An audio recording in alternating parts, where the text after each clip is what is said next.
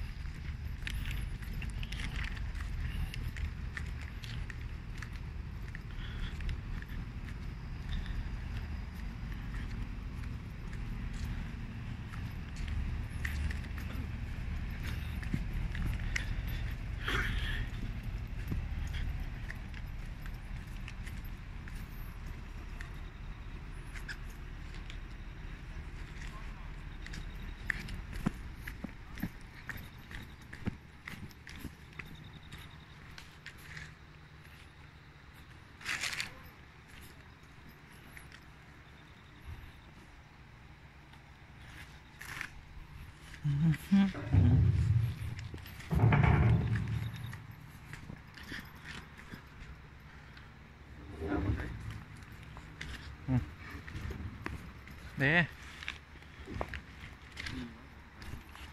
นี่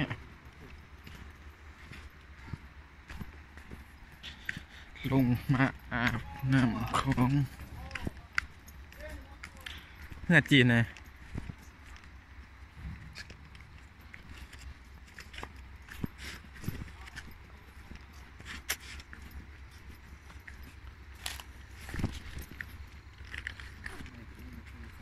ก็จอดอยู่คุณก็มีแล้ว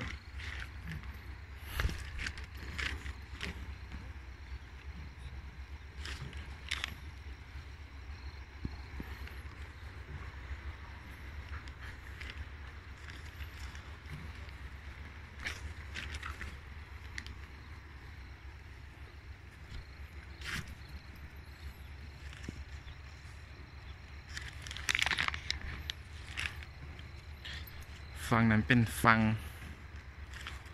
ประเทศพม่า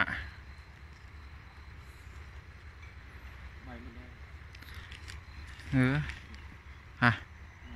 ใหม่เหรอเอามาจะใช่ปะ